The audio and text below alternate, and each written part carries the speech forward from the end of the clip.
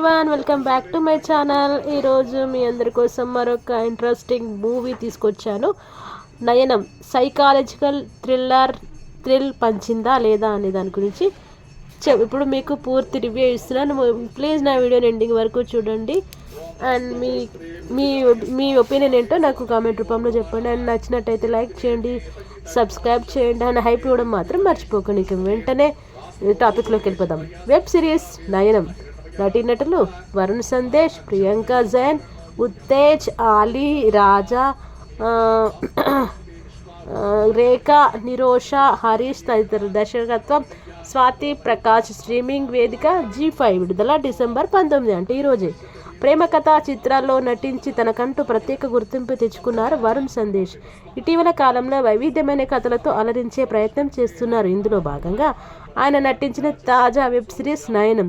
మరి ఈ సిరీస్ ఎలా ఉంది, ఎలాంటి థ్రిల్ పంచింది అనేది ఇప్పుడు తెలుసుకుందాం.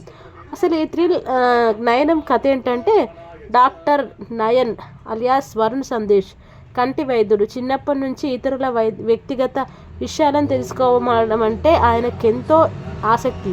సర్వేంద్రియానం నయనం ప్రధానం అన్న టీచర్ మాటలతో కంటి వైద్యుడు అవుతాడు. న్యూటన్ గురుత్వాకర్షణ కనిపెట్టినట్లు కంటి సాయంతో ఇతరుల ఇంట్లో ఏం జరుగుతుందో తెలుసుకునేలా ఒక ప్రయోగం చేస్తాడు. తన దగ్గరకు వచ్చిన పేషెంట్ల కళ్ళలోకి ఒక రకమైన ఇంజెక్షన్ ఇవ్వడం ద్వారా 12 గంటల సమయంలో 4 నిమిషాల పాటు వారు ఏం చేసినా ఒక ప్రత్యేక కళ్ళజోడు ద్వారా చూడగలడు.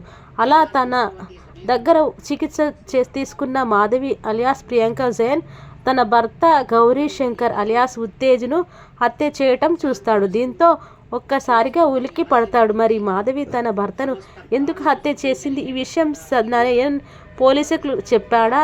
సిఐ వచ్చేసి అలియాస్ ఆలీ రైజా ఈ కేసును పరిష్కరించాడా అన్నది తెలియాలంటే సిరీస్ చూడాల్సింది. మరి ఎలా ఉందంటే సినిమా యువ దర్శకుడు సరికొత్త కాన్సెప్ట్తో సినిమాలను సిరీస్లను రూపొందిస్తూ నేటి తరం ప్రేక్షకులను ఆశ్చర్యపరుస్తున్నారు. ముఖ్యంగా మర్డర్ మిస్టరీలో అత్యంత అలరించే తీర్చిదిద్దుతున్నారు. నయనం కూడా ఈ కోవకు చెందింది. ఆయన దర్శకురాలు స్వాతి సరికొత్త నేపథ్యాన్ని ఎంచుకొని సిరీస్ను మరింత ఆసక్తికరంగా తీర్చిదిద్దారు. మర్డర్ మిస్టరీకి సైన్స్ ఫిక్షన్ జోడించి తీర్చిదిద్దడం విధానం బాగుంది. ఆరంభ ఎపిసోడ్లోనే నయన పాత్ర, అతని వ్యక్తిత్వం, ఇతరుల వ్యక్తిగత విషయాలు తెలుసుకోవడానికి అతడు ప్రత్యేకంగా కళ్ళజోడు కనిపెట్టడం తదుపరి సన్నివేశంలో కథా ప్రపంచానికి పరిచయం చేసే తీరు మెప్పిస్తుంది. ఆ తర్వాత కూడా కథలో ఇతర పాత్రల నేపథ్యాన్ని వివరంగా చెప్పే ప్రయత్నం చేశారు. దీంతో అక్కడక్కడ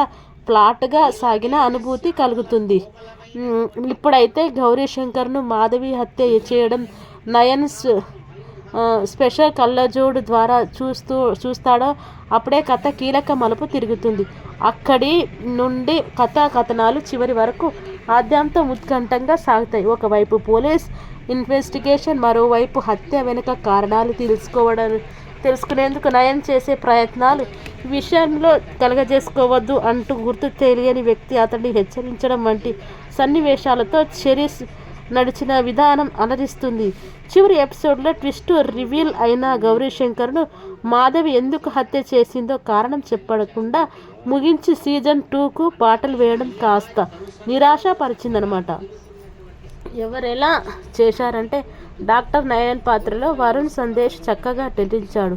ఇతరుల వ్యక్తిగత విషయాలను తెలుసుకోవాలన్న యువకుడికి అతని నటన బాగుంది. ప్రియాంక జైన్ పాత్ర కథలో ట్విస్ట్ ఇస్తుంది. ఆలీ రైజా అలవాటైన పోలీస్ పాత్రలో చూసుకుంటూ వెళ్ళిపోయాడు. మిగిలిన వాళ్ళు తమ పరిధి మేరకు నటించారు. సాంకేతికంగా కూడా సిరీస్ బాగుంది. ఒక్కో ఎపిసోడ్ నిడివి కూడా తక్కువే. అరగంటకు కాస్త అటు ఇటుగా కట్ చేసిన విధానం బాగుంది. దర్శకురాలు స్వాతి సరికొత్త నేపథ్యాన్ని ఎంచుకుని అంతే ఆసక్తిగా ఈ మర్డర్ మిస్టరీ థ్రిల్లర్ను తీర్చిదిద్దడం. సీజన్ 2 కోసం మరిన్ని ఆసక్తికర విషయాలు దాచిపెట్టారు. కుటుంబంతో కలిసి చూడొచ్చా అంటే, ఈ సిరీస్లో ఎటువంటి అసభ్యత లేదు.